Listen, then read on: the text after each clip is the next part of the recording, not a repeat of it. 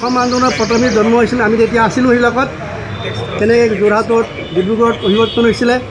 তাতে সিদ্ধান্ত হৈছিলে তাতে পলিচি নিৰ্ধাৰণ হৈছিলে গুৱাহাটীত 3 দিনীয়া কৰ্মশালা হৈছিলে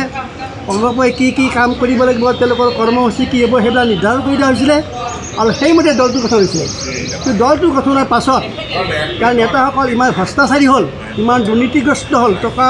ক্ষমতা সম্পদৰ বাহিৰে তেওঁলোকে এই পৃথিৱীৰ একো চিনি নাপালে আৰু আজিও তেওঁলোকে চিনি পোৱা নাই যাৰ কাৰণে আজি বৰ্তমানৰ নেতৃত্বই দলটোক বিক্ৰী কৰিছে বন্ধকত ৰাখিছে গতিকে এই পৰিস্থিতিত এটা আঞ্চলিক দল কেতিয়াও জন্ম শক্তি ল'ব নোৱাৰে অসমৰ জাতীয় জীৱনৰ অস্তিত্ব জাতীয় জীৱনৰ স্বাৰ্থক অধ্যত ৰাখি ৰাইজে ভোট দিব লাগে আৰু এইটো নিশ্চিত কৰিব লাগে যাতে যিকোনো পৰিস্থিতিতে এইখন নাগৰিকত্ব সংশোধনী বিধেয়ক গৃহীত হ'ব অসমৰ অস্তিত্ব সুৰক্ষিত কৰাৰ ক্ষেত্ৰত এই নিৰ্বাচনত অসমৰ জনগণই ল'বলগীয়া ব্যৱস্থা বা চিন্তা বা বিবেচনা এই সম্পৰ্কে আমি ক'ব খুজিছোঁ যে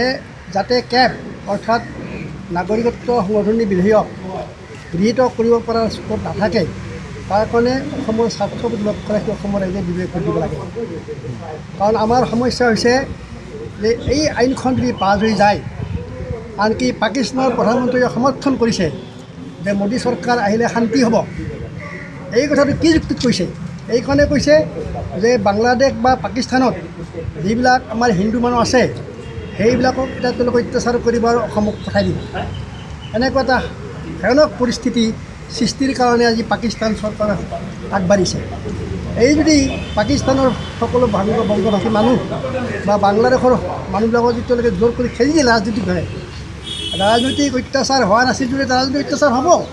আৰু তেওঁলোকক অসমলৈ খেদি দিব যদি 1 কোটি মানুহ ইয়ালৈ আহি যায় পাকিস্তান বাংলাদেশৰ পৰা তেতিয়াহ'লে অসমৰ অস্তিত্ব কি হ'ব আৰু এই কামটো কোনে কৰিব এই কামটো কৰিব মোদী চৰকাৰে গতিকে মোদী চৰকাৰে যদি এইটো কামটো কৰে সেই মোদী চৰকাৰক আমি ক্ষমতালৈ অনাটো ৰাইজৰ কাৰণে উচিত হ'ব নে অনুচিত হ'ব আমি নিজৰ হাতৰ মুঠাৰ ভৰিত মৰা হ'ব নেকি অসমীয়া মানুহক লৈ পেলাই মোদী চৰকাৰে অসমীয়াৰ বুকুত চুৰি মাৰিব খুজিছে অৰ্থাৎ অসমৰে ৰাজনৈতিক নেতাৰ সহায় লৈছে অসমৰে মানুহবিলাকৰ হাতত লৈছে অগপৰ হাতত লৈছে লৈ পেলাই তেওঁলোকে অসমীয়া মানুহকে মানে চুৰি মাৰিব খুজিছে এই কথাটো মই নকওঁ কাৰণ এইটো ভোটটো হ'ল এটা ছিক্ৰেট বস্তু মোৰ নিৰ্দেশ মতে বা মোৰ অনুৰোধটোৱে ভোট দিব এনেকুৱা নহয় আৰু সেইটো কাৰণে মোৰ অধিকাৰো নাই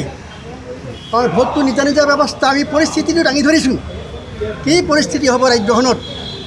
যদিহে কেবটো গৃহীত হয় আৰু সেই পৰিস্থিতিৰ কথাটো ৰাইজে ভালকৈ অনুধাৱন কৰক আৰু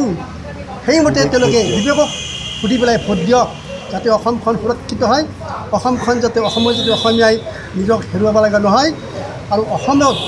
যাতে কেন্দ্ৰীয় চৰকাৰে আকৌ চুৰি মাৰিব নোৱাৰে